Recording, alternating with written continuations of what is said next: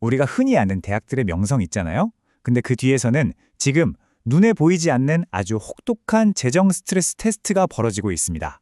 학령 인구가 줄어드는 이 거대한 파도 속에서 겉으로 보이는 모습과는 전혀 다른 현실이 펼쳐지고 있거든요. 오늘 그 속사정을 한번 제대로 파헤쳐 보겠습니다.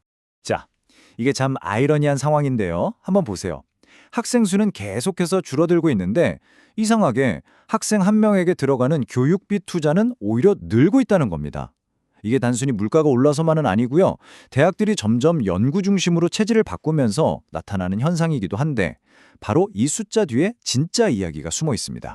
그래서 궁금해지죠?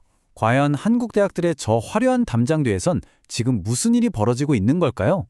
어떤 대학이 진짜 튼튼한 내실을 갖추고 있고 또 어떤 대학이 그저 과거의 명성에 기대서 위태롭게 버티고 있는지 지금부터 한번 알아보겠습니다. 그래서 저희가 대학 스트레스 테스트라는 틀로 분석을 해봤습니다. 이게 뭐냐면요.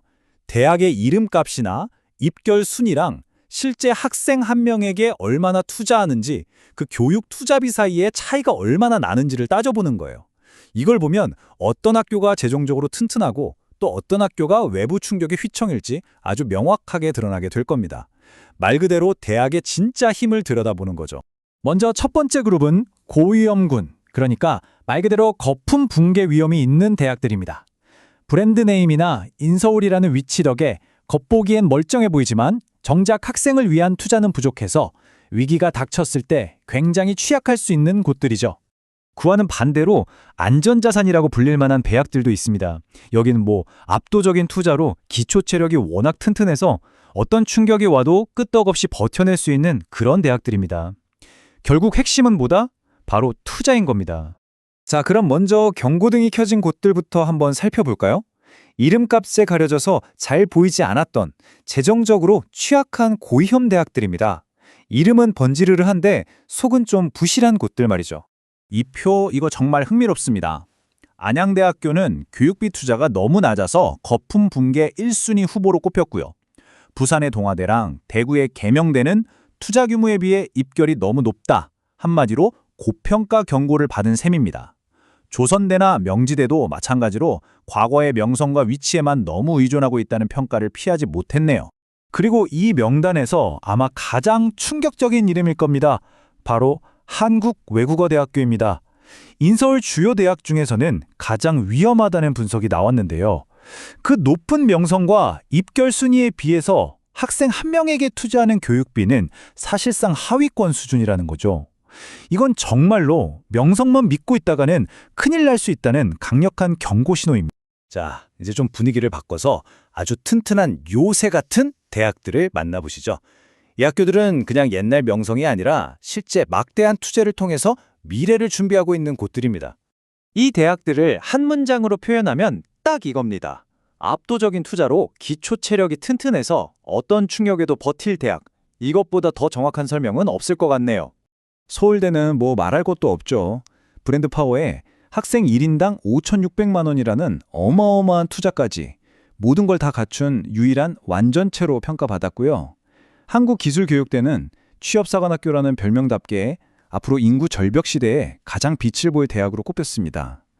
또 국립목포대처럼 입결 순위는 좀 낮아도 투자를 아끼지 않는 곳, 그리고 현대라는 든든한 뒷배가 있는 울산대학교, 이 사례도 아주 눈에 띄죠? 그런데 말이죠. 방금 보니 안전자산 대학들조차 감히 명함도 못 내밀 그룹이 있습니다. 바로 절대 안전지대라고 불리는 과학기술원들입니다.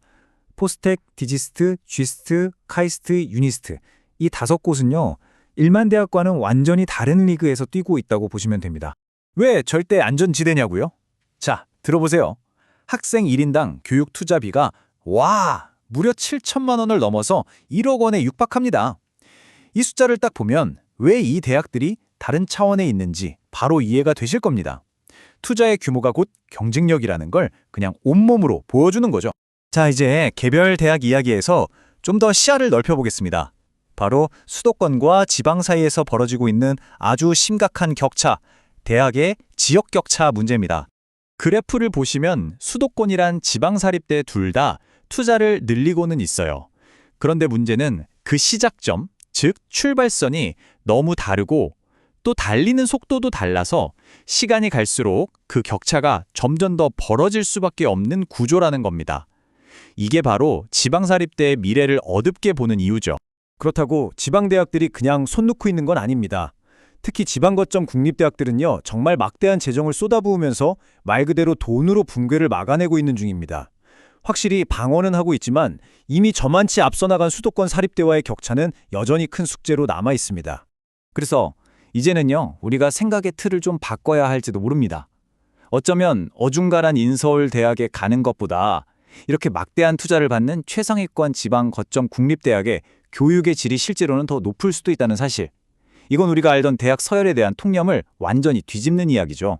하지만 이야기는 여기서 끝이 아닙니다. 앞으로 대학의 생존을 결정지을 또 다른 아주 중요한 변수들이 남아있거든요. 앞으로 우리가 눈여겨봐야 할 것들이 바로 이런 것들입니다. 지역대학 혁신을 위한 라이즈 사업이나 서울대 10개 만들기 프로젝트, 또 세계적인 지방대를 키우겠다는 글로컬 대학 사업 같은 대규모 정부 투자 계획들이죠. 이 막대한 돈이 과연 어디로 흘러가느냐에 따라서 오늘 우리가 본 대학의 운명 지도는 또 한 번 크게 바뀔 겁니다. 그래서 마지막으로 여러분께 이 질문을 한번 던져보고 싶습니다. 미래의 당신은 대학을 선택할 때 그저 익숙한 이름값, 즉 브랜드를 보시겠습니까? 아니면 그 대학의 실제 재정 건전성, 즉 대차대조표를 확인하시겠습니까? 선택은 이제 여러분의 몫입니다.